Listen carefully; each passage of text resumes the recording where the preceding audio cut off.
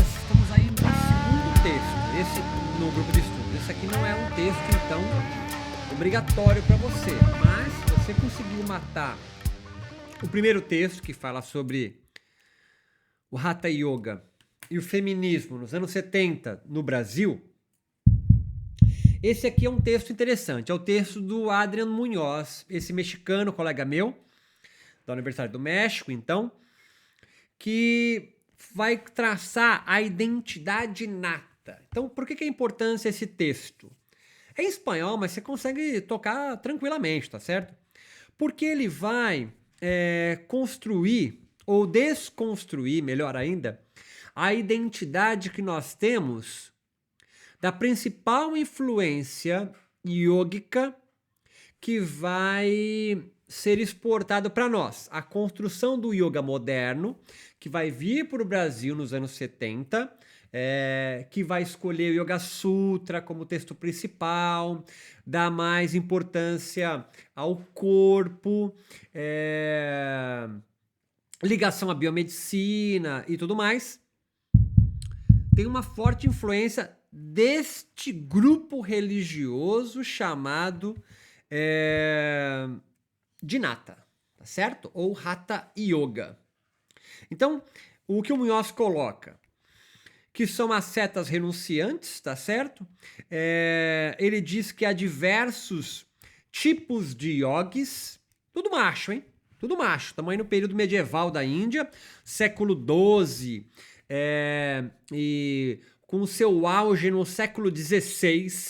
Cara, é 1500 e pouco, 1600.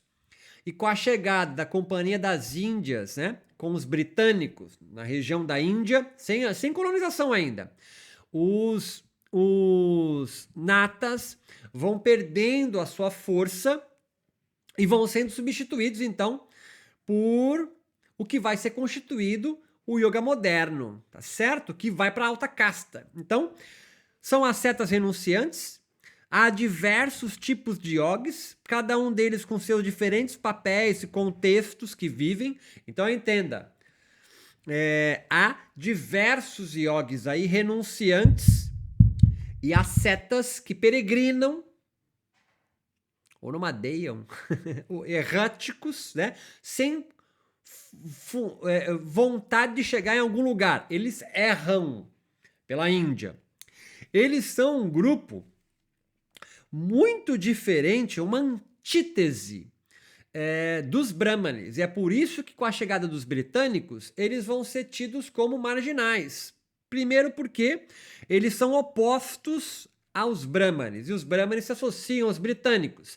São os brahmanes, alta casta, que permitem com o qual os britânicos vão chegando, porque trocam grana, é tipo agricultores, né, do café, né, e grandes fazendeiros no período da imperial brasileiro-português, tá certo? Então os natas são um desses grupos particulares. Então vem, há diversos yogis, renunciantes e ascetas, cabelos longos, maconheiro, que erram, né? Caminham, não peregrinam, caminham pela Índia, e os natas e yogis são um deles. Aos agores, campatas, avamacares, são vários. Os natas são um deles. Então vai se construindo uma identidade nata a partir do século XIV, XVI com força, tá certo? Então, o que nós chamamos popularmente de Tantra é disperso.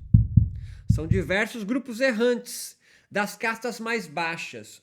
Um desses, sobretudo na região de Bengala, vão ser patrocinados, apadrinhados pelo sultanato de Delhi, muçulmanos, porque eles se juntam com um grupo místico do Islã, que são os sufistas, e também os Sikhs. Sikhs é uma outra religião, o sikhismo, que é uma mistura de hinduísmo com islamismo. Os Sikhs são uma religião o sikhismo são uma religião que surge na confluência dessas duas. Então entenda que a religião muçulmana tem uma influência interessante aqui na formação dos natas. Então o primeiro momento é esse, século XII a século XIII, depois de Cristo, existiam vários yogis errantes, antítese quase dos brahmanes, fechados em suas próprias igrejas, carequinhas, conservadores dos Vedas. Há vários yogis. Um deste grupo particular é o que vai construindo uma identidade chamada nata. Tá certo? Os britânicos têm grande importância na construção imaginária desses natas. Lembra dos faquires? Quando você assiste filmes britânicos do período colonial, você vai encontrar os faquires ali no século XVII, dentro em cama de prego, bababá. São esses grupos que os britânicos vão construir uma imagem de gente esquisita, né? Então, a rejeição, a percepção negativa se dá por diversas confluências, mas sobretudo por questão de castas inferiores, sobretudo da casta dos tecelãos, né? Antítese dos brahmanes, alta casta, e eles se juntam com o Islã, né? Se aproximam, né, do Islã. E aí eles vão ter uma imagem negativa. São uma ordem religiosa dos natas que fazem culto a Shiva. A Shiva. Nata também pode ser conhecido como senhor, amo, refúgio ou o próprio protetor. Marca um dessas ordens é os Kampatas, Nata, que tem as suas orelhas furadas como marca iniciática. Né? E onde Gorakshanata, que é um budista, vai construir a principal ordem religiosa dos natas, que vai escrever então Pradipika, o Gereda Samhita, Shiva Samhita, é dessa ordem, tá certo? Há um texto muito importante, tântrico, chamado Akulavira Tantra, do século IX, que tem uma grande influência na construção das escrituras dos natas. Então, nata é ser discípulo também de Gorakshanata. Ao longo dos séculos, vai ficar nessa construção. É aquele que aprendeu a controlar os sentidos pelo Hatha Yoga e também produzir os siddhis, os poderes extraordinários, ou mediunidade, para quem é da mesa branca. São os macumbeiros, cara, tá certo? Os natas são muito próximos de feiticeiros, né?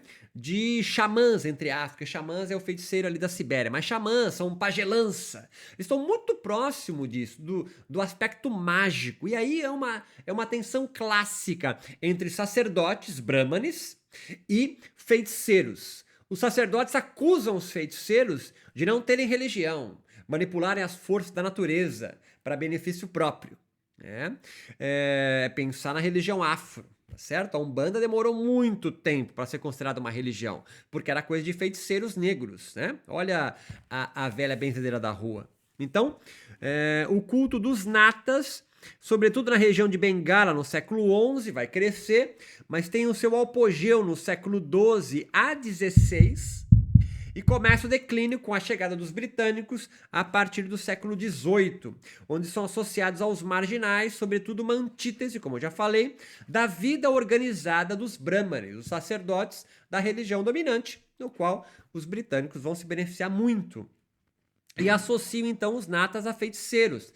Lembra que no século II a.C., no livro Yoga Sutra, um cara de alta casta, provavelmente um brahmane chamado Patanjali, já relata que há esses poderes siddhis de yogis que peregrinam ali na Índia. Então o yoga é anterior à cultura védica, nós já falamos sobre isso, e vai ser desde o século II a.C. visto como inferiores, porque as castas inferiores, né, já se beneficiavam das práticas do Hatha Yoga.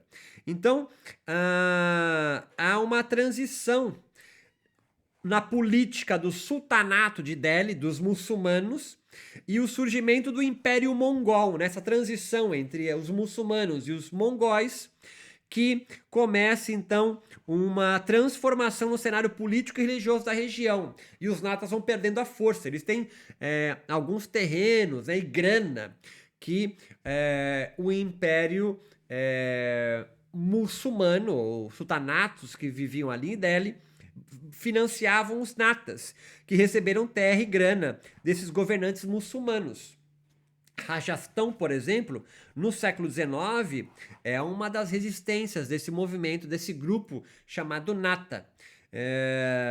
Então, as castas menores, né, da Índia se convertem ao budismo, ao Islã, né? Um grande expoente dos Dalits, né, politicamente, do século XIX e XX, se converte ao budismo. Para quê? Para fugir do hinduísmo, porque é o hinduísmo que mantém o sistema de castas.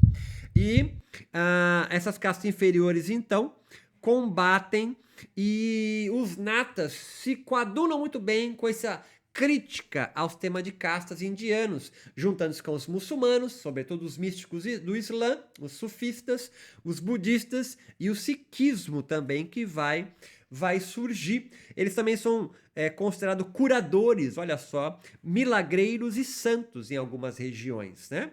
Demonstram faculdades supranaturais, os siddhis, mediunidade, poderes, né? Em 1450, um texto muito importante chamado Yoga Vidya, que vai conceder o caminho para alcançar os siddhis. Olha só, é um livro de encantamento e maldição, quebra de demanda. Então entenda, isso é uma coisa importante. Todas as religiões que nascem das sistemas sociais inferiores, que não estão no poder, eles ficam muito mais próximo da magia do que da religião moralista, né? E, claro, são sempre combatidos. Pensa na religião afro-brasileira e o cristianismo. Religião afro é muito mais próxima à magia, e o cristianismo vai tirando a magia, vai ficando mais próximo do que nós chamamos de religião, muito mais moral, pautado em moralismos. E a religião afro nem escritura tem. Está muito mais ligado à manipulação das forças da natureza e conversa com divindades, santos, encantados, tá certo? Os natas estão muito mais próximos do nosso afeto afro-ameríndio das religiões, né, do que de religiões dominantes como o cristianismo, né? E lá, no caso, é o hinduísmo. Então,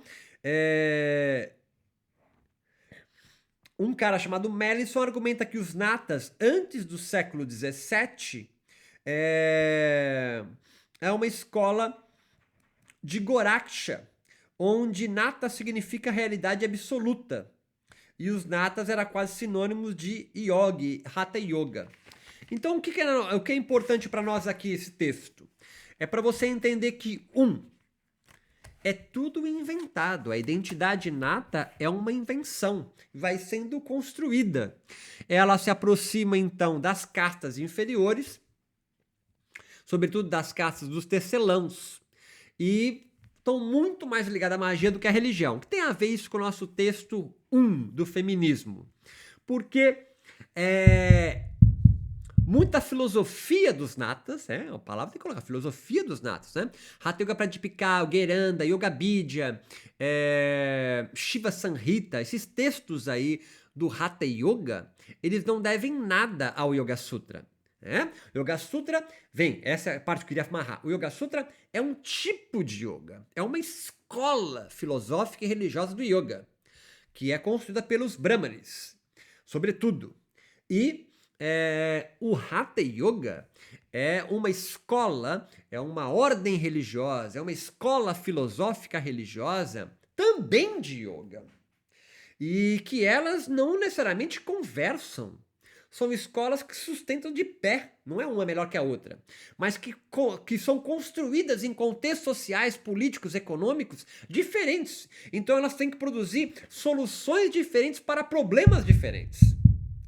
Quando o yoga moderno chega no Brasil, a escola dos natas, do Hatha Yoga, influencia muito mais, porque o corpo aí não é um empecilho como dos do Darshana Yoga de Patanjali, mas o meio para. A mulher, então, como o texto coloca, o texto 1, se empodera, né? Aumenta sua potência, porque o seu corpo está em transformação. Então a gente pode chamar essas mulheres modernas brasileiras de Hatha Yogis? Pode, é uma invenção. Elas são descendentes dos natas? Não diretamente, mas nenhum yogi no Brasil desse período é discípulo direto de nenhuma escola filosófica, tá certo? Nem mesmo a Iyengar, nem mesmo o Kuvalayananda, certo? São uma construção moderna de yogas, né? Que vai escolher, a gente pode chamar então uma escola filosófico-religiosa moderna que vai escolher os seus textos. O yoga está sempre em transformação. Então, muito do yoga no qual nós temos hoje é influência, não necessariamente dos natas, mas desses yogis renunciantes e ascetas que peregrinavam não, estavam de forma errática pela Índia. E um deles se juntam na região de Bengala, porque é bancado pelo sultanato de Delhi, ou seja, por muçulmanos, próximos dos sufistas, que são místicos. Místico se diferencia de sacerdote, porque estabelece uma relação direta com Deus. Alá sempre está do sacerdote, tá certo? O padre é um sacerdote. Você vai lá e ele faz a comunicação com Deus com você. Um místico faz a dança, toma a beberagem, faz posturas e ele estabelece uma conexão direta com o divino. E o Hatha Yoga, essa escola, em particular chamada dos natas, a partir de Gorakshanata, tão próximo do afeto místico, muito mais do que sacerdotal.